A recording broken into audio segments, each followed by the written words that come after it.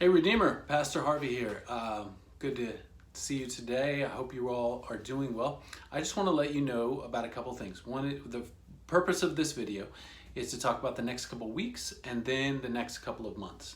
The next couple of weeks in regard to what our church will look like and things that we'll be doing. Next couple of months regard to where we're going and reopening and all of those sorts of conversations that people are wondering about. Okay, so first, next couple of weeks. For the next 2 weeks, we have a guest preacher. His name is Tony Merida, Dr. Tony Merida. He's a good friend of mine, one of my best friends. He's a church planter. He's a seminary professor. He actually just, with a couple of other friends, started a seminary out on the East Coast called Gremke Seminary. But he's also been a pastor and involved in church. His sermon podcast is one of my favorite sermon podcasts, so I'm really excited for you all to hear from him. But he's also written several books. Give you a couple examples here. This is a commentary series that he's edited and written a lot of them. This one is on Philippians with Tony and Francis Chan, which I know many of you have ties with Francis Chan. So he baptized some of you, so that's kind of a cool connection. But this whole series of commentaries called the Christ-Centered Exposition Commentary is excellent if you need a set of commentaries at your house for Bible study. He also wrote one of my favorite books on preaching, The Christ-Centered Expositor, but that's probably not relevant to most of you. But one that will be maybe relevant to many of you is this book called Orphanology. And the subtitle is Awakening to Gospel-Centered Adoption and Orphan Care. And so that's what Tony's going to preach on this week and next week for our church, is a theology of adoption, both how we've been adopted and then how that shapes the way we think about adoption in the world. And so he'll do that this week and next week. Super excited to have him, which is good because it gives me a chance to work on some other things. One of the things that pastors know is that often you're so busy working in the church doing the work of the ministry that you don't ever get to step back and work on the church. And what I usually try to do is a couple of times a year, step back and work on the church. Now, I did that in the past and we created a year plan and began to execute that plan, and then COVID-19 hit. And so plans have changed. So I'll be taking our plan, working on it, tweaking, kind of architecting what I hope will be the future of our church over these next couple of weeks. I'm also going to be prepping for our series in the Sermon on the Mount, which we're going to start after Tony does this 2-week series. So we're going to get right back in the book of Matthew, where we're in the Sermon on the Mount, and we're just going to make our way through that and continue making our way through the book of Matthew as well.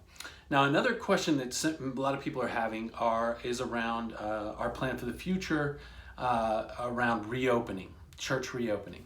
So when is that going to happen for us? Well, there's a grid that I'm using to kind of think this through that a lot of pastors are using right now.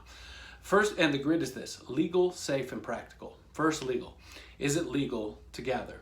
Well, now it is legal to have a kind of gathering. Nothing like what we had in the past, but you can have a gathering with 25% of your capacity. Obviously, no children's ministries, and things need to be regulated. Face masks. Somebody needs to be, for example, making sure only a certain amount of people go into the restrooms at any given time. It's a lot, and so, but it's legal. So we could do it, and so now we're considering things. Second, is it safe? And this is where we're not 100% sure yet if it is safe. I've been looking at the CDC guidelines, Center for Disease Control, and the type of gathering that would be safe would be so different than what we're used to. I'm not 100% sure it would serve our church better than what we're doing right now. What we're doing right now is not ideal. It's not what we want to do. But it's better, I think, than some of the versions of what churches are doing out there. Plus, I've talked to pastors who are doing these multiple services, trying to get everybody in the building. Most people aren't interested in coming to the building. And then when you do it, it's just not the same. It's a rough, hard experience. So some churches are doing it, but I'm not sure that it is 100% safe yet. And so we're going to take our time with this one. Because it's about loving our neighbors, it's about doing what is best for the vulnerable, and it's also about protecting the health of the people within our church as well. But there's another factor, which is about our witness to the watching world. What does it say to our city when we say, we're going to gather anyway? We don't care what you all are going through, what you think, or who might be exposed.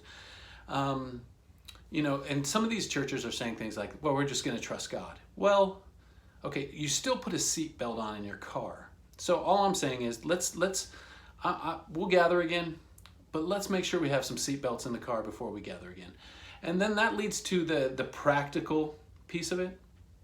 And this is the part that most people aren't talking about, and this is where the real rub hits. In order to staff a gathering in this way, socially distanced, face masks, only a certain percentage of the people, all that will take, it's going to take double the amount of volunteers that we have. So double the amount of volunteers for 25% of the people. Or we can continue doing church this way until we have a little bit better situation.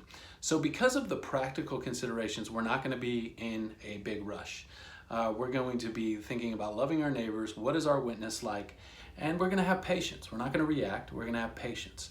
And really, this is true that good leadership is always about being proactive, then being active, and moving into the future. Bad leadership says we're going to be reactive. Everything that happens, we're just going to react to it. And not only does that get leaders in a bad spot, but that puts the people who follow those leaders in a bad spot because they're constantly reacting to everything. One thing that a pastor told me way back in the day when I was a young pastor is he said, Harvey, it's important to be ready, aim, fire. And he says, what I see you doing to the young Harvey, he said, sometimes is ready, fire, aim. And I've definitely learned from that in my pastoral career. And so I'm saying, we're getting ready, let's get our aim straight, and then we'll move into fire mode where we gather again. So I hope that helps you. I don't have a date. I don't know exactly when that's going to be. I can tell you that we'll be proactively working on it until we have a solution that we feel is best. So pray for wisdom. Pray for wisdom as I study the Sermon on the Mount. Pray for wisdom as I architect the future of our church. And pray for wisdom as I consider all that is around reopening as well. And so, love you all. Honored to be your pastor. Cannot wait until we can gather again. But in the meantime, our Lord Jesus is with us.